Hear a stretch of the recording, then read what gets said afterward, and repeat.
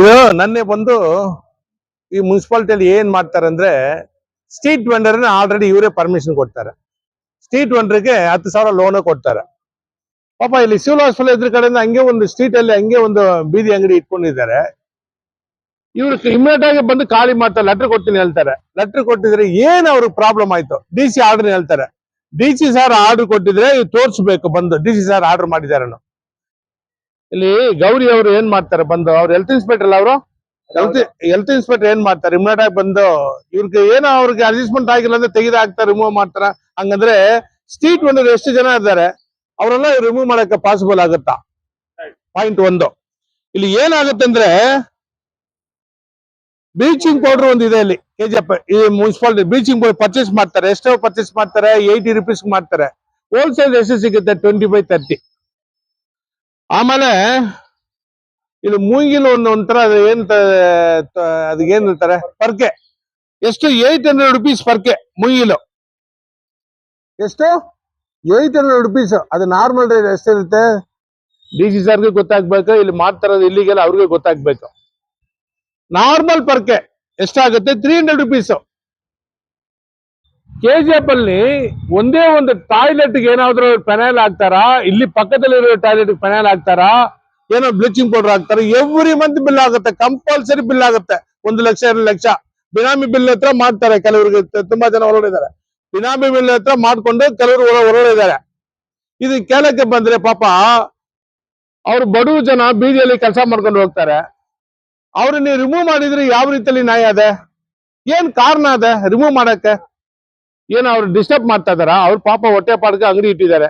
ಅಂಗಡಿ ಅಂದ್ರೆ ಪಾಪ ಏನು ಫ್ರೂಟ್ಸ್ ಅಂಗಡಿ ಇಟ್ಟಿದ್ದಾರೆ, ಜನಕ್ಕೆ ಒಳ್ಳೇದಾಗದೆ ಜನಗಳು ತಗೊಂಡು ಹೋಗ್ತಾರೆ. ಅದು ಇಮ್ಮಿಡಿಯೇಟ್ ಆಗಿ ನೀವು ಖಾಲಿ ಮಾಡ್ತಾರೆ ಅಂದ್ರೆ ನಿಮ್ ಮನ್ಸಲ್ಲಿ ಏನಿದೆ? ಅವ್ರಿಗೇನು ದುಡ್ಡು ಕೊಟ್ಟಿಲ್ಲ ನಿಮ್ಗೆ?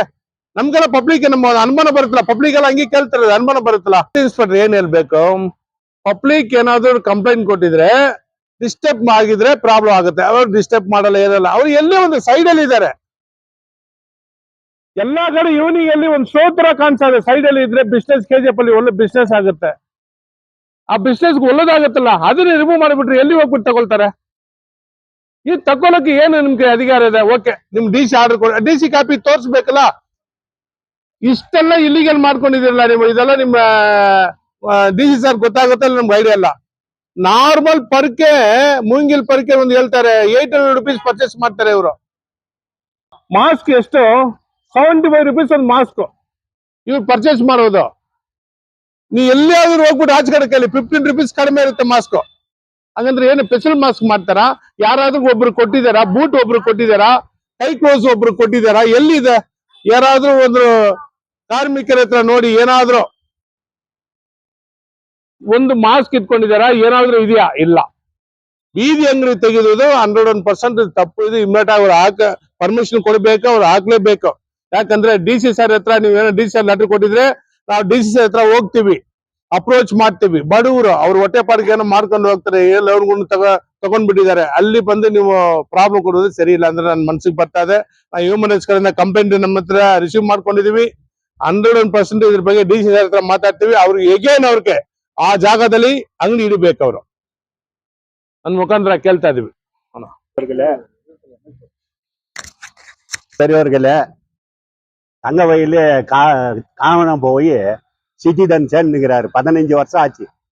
15 வருஷமா அத்திப்பட்டு கிராமம் எப்படி காணாத போச்சோ அது மாதிரி KGF காணாத போயிடுச்சு. இங்க ஏழையும் பழைக்க முடியாது, இல்லாதவனும் சாப்பிட முடியாது, கோணி பை போட்டுன்னு கூட தூங்க முடியாது.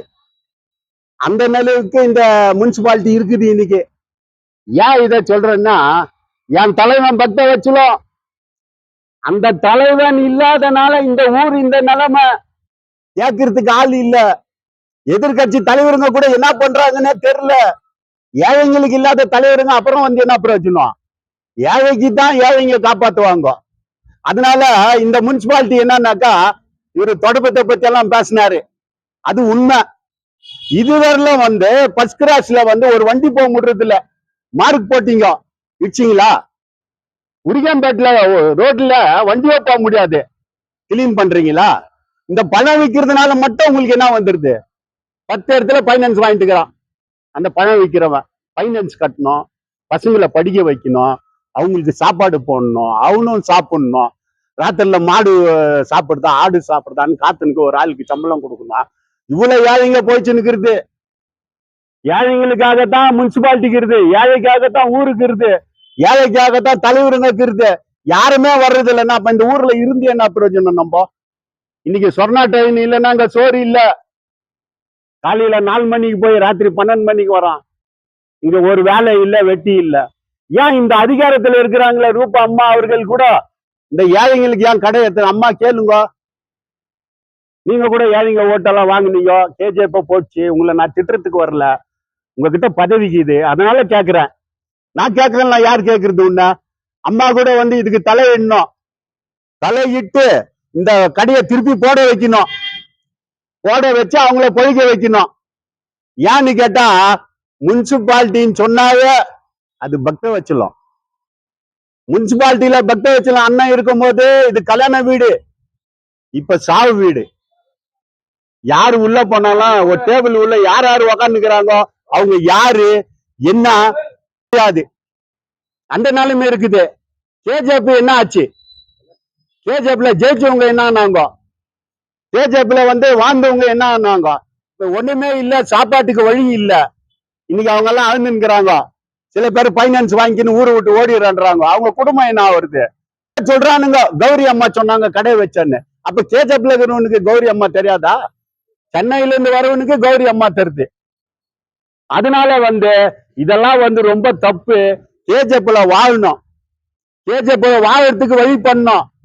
எம்எல்ஏ அம்மாவுக்கு கூட கேக்குற, இத வந்து உடனே தலையிட்டு உங்களுக்கு கூட நன்றி சொல்றேன். யாரோ ஒரு கடைக்காரு வச்சு பொழைக்கிறதுனால நம்ம குடும்பம் பொழைச்ச மாதிரி இருக்கும். அதனால அவங்களுக்கும் வந்து ஹெல்ப் பண்ணணும். ஹெல்ப் பண்ணி எங்க தலைவர் போனாரு, கேஜிஎஃப்ல யாரும் இல்ல கேட்கறதுக்கு, அவருக்கு பதில் நான் கேட்டு நிக்கிறேன். அதனால வந்து அண்ணன் பக்த வச்சதை விட்டா தலைவன் எவனமே கிடையாது கேஜிஎஃப்ல என்று முடிச்சுக்கிறேன். இந்த தங்கவயல் முனிசிபாலிட்டியில இந்த ஹெல்த் இன்ஸ்பெக்டர் ஒரு பெரிய இஷ்யூ பண்ணிட்டுக்கிறாங்க. என்ன இஷ்யூனா, ஸ்ட்ரீட் வெண்டருங்க, ஸ்ட்ரீட் வெண்டருங்கன்னா பாவம் அன்றாட அவங்களுக்கு போய் பார்த்தான். இன்னைக்கு எடுத்துங்க ஸ்ட்ரீட் வெண்டர் கேஜிஎஃப்ல எக்கச்சக்கமான கடை இருக்குது. மார்க்கெட் உள்ள நோஞ்சாலும் சரி, ஃபர்ஸ்ட் கிளாஸ்ல, செகண்ட் கிளாஸ், தேர்ட் கிளாஸ்ல, இதெல்லாம் இவங்களுக்கு எடுக்கிறதுக்கு முடியாது, கெப்பாசிட்டி இல்ல. பாவம் அந்த ரோட்ல அப் டு இந்த மெட்டானிட்டி இருந்து லாஸ்ட் மட்டும் அழகா வித்துங்கிறாங்க. அவங்க எதுவும் மெட்டடோர்ல வச்சு ஒரு வண்டியில வச்சு அவங்க வச்சுன்னு வித்துனுக்குறாங்க. உனக்கு ஏன் டிஸ்டர்ப் ஆகுது? உன்னை ஸ்ட்ரீட் வெண்டர் எடுக்கிறதுக்கு யார் உனக்கு ஆர்டர் பண்ணது? First of all DC sir பண்ணாரா? டிசி சார் கிட்ட நானே இவங்களை கூட்டின்னு போறேன், நானே டிசி சார் கிட்ட கூட்டின்னு போறேன். டிசி சார் கிட்ட ஆர்டர் வாங்கி தரேன். சப்போஸ் டிசி சார் உனக்கு ஆர்டர் பண்ணியிருந்தா அந்த காப்பியை காமி. சரி, இவங்களை மட்டும் எடுக்கிறியா? கிட்ட ஸ்ட்ரீட் வெண்டருக்கு லோன் கொடுக்குறது இல்லையா?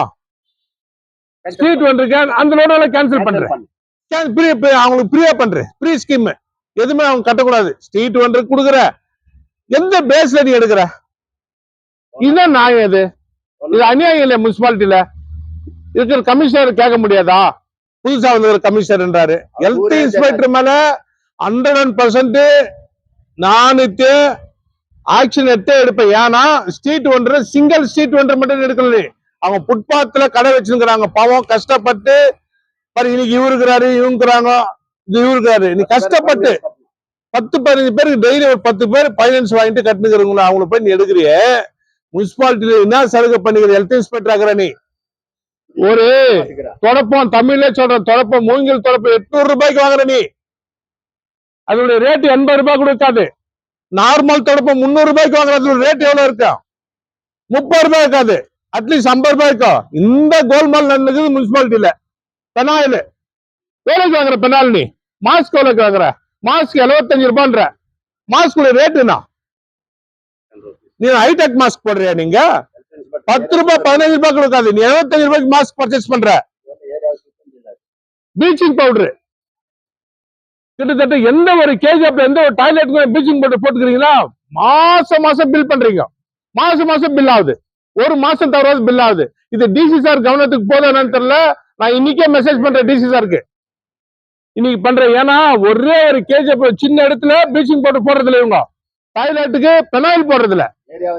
இந்த இல்லீகல் பண்ண முனிசிபாலிட்டி பாவம்.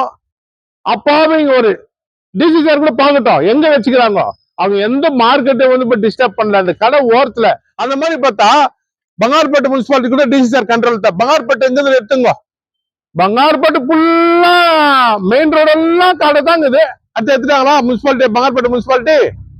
நாராயணசாமி எம்எல்ஏ கிங்கு எந்த ஒரு இடத்துல எடுக்க மாட்டாங்க. தங்கவயல் எம்எல்ஏ கவனத்துக்கு போனோம். இந்த கவனத்துக்கு போயிட்டு பாவம் இவங்க எல்லாம் ஏழப்பட்டவங்க, இவங்களுக்கு தகுந்த நடவடிக்கை எடுத்து அதே இடத்துல போடுறதுக்கு பண்ணோம். இதுதான் ஒரு உண்மையான வேலை செய்யறதுக்கு ஒரு அர்த்தம். ஏன்னா இந்த ஏழை வயத்துல அடிக்கக்கூடாது, என்னைக்குமே தப்பது. அதனால நான் என்னைக்கும் ஹியூமன் ரைட்ஸ்ல இருக்கிறதுனால நான் என்னைக்கும் இவங்க கூட தான் இருப்பேன். இந்த கடை போறதுக்கு நான் பர்மிஷன் 101% வாங்கி தரேன். இவங்க லெட்டருங்க த்ரூ பண்ணா டிசி சார் கிட்ட போய் நானே பர்மிஷன் வாங்கி எடுத்து கடை போட வைக்கிறேன். ஜெய் ஹிந்த், ஜெய் கர்நாடகா.